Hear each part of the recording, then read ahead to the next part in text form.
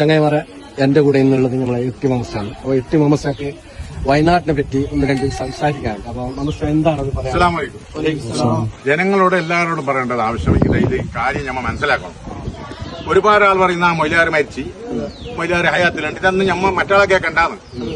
ജനങ്ങൾക്ക് പറ്റുമെങ്കിൽ നിങ്ങൾ ഒരുപാട് ഭക്ഷണം ഒരുപാട് ജാഗയിൽ ഡ്രസ്സ് പിന്നെ ഭക്ഷണം എല്ലാം കുറച്ചാക്കുന്നുണ്ട്, ലോറിയിൽ കൊണ്ടുകൊടുക്കുന്നുണ്ട്.